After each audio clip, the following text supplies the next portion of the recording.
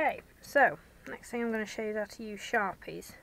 All I've done is used a normal gel polish, nothing fancy, just in white, 2 coats, and then I've top coated with no white top coat. You don't have to use no white, you can use whatever you fancy, as long as it's not matte, it's a shiny one.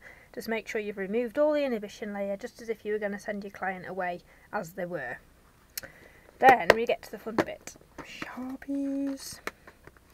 Now I tend to find, if you sort of mix blues and pinks and yellows and things in together, remember what colours make other colours. So blue and yellow would make a green, you know, red and green makes brown. Just be careful when you're choosing your colours, because you might find that they all kind of go a bit muddy coloured and a bit gross.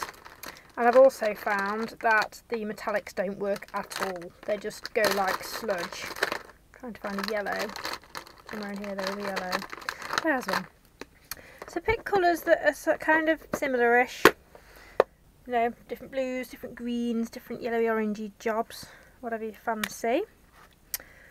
And then the fun bit, you scribble. And depending on how much white you want to show through, you can go mad. If you want to cover the whole nail, that's absolutely fine. I like a little bit of the white to show through, and just remember the more highly pigmented colours, like a really strong pink, will give a really, really strong colour. And it might flood the nail and look a bit kind of pink. Does that make sense? Oops, sorry, I keep knocking my thing. So I'm going to leave a few bits of white missing and try and just randomly, doesn't matter, you can scroll, you can scribble, you can do whatever you like, doesn't really matter. Because I have found the best way to do it is with isopropyl alcohol, IPA it's called. I use 99% pure alcohol in my trusty little squeezy bottle, like so. You can see that. So I'm just going to pull a bit up. You don't need very much. Some sanitisers have this in, and some people use it by spraying it, but I've just found it just muddles everything, personally. That's just what I found.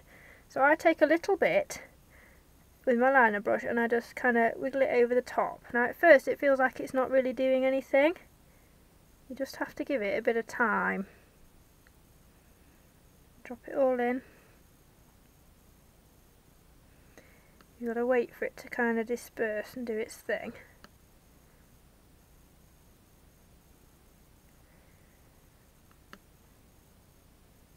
I'm just dropping little beads on at a time. Dot it. Now if you find it suddenly floods like that, get your brush and kind of suck it back out again. That's better, that's running a bit better now. I wasn't quite putting enough on before.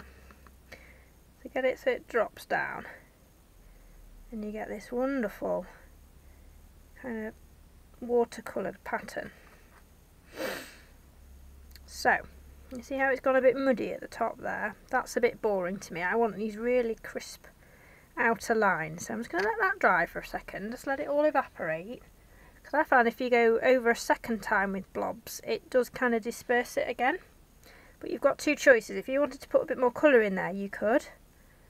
But I'm really liking this middle section. I think that's pretty.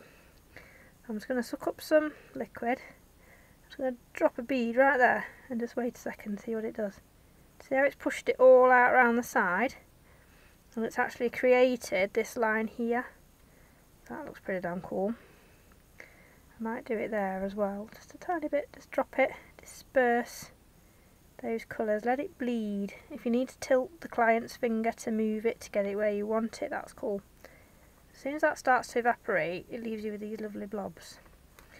Now I'm not super duper happy with that, if I'm honest. I want a bit of colour in there, so I'm just going to go over again with my Sharpie.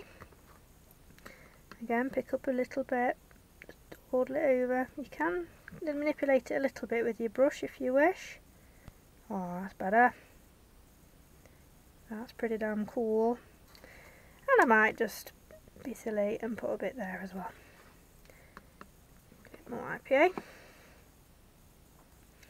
Tiny bit, damn it in the middle, and let's do its magic. See how it spreads and disperses?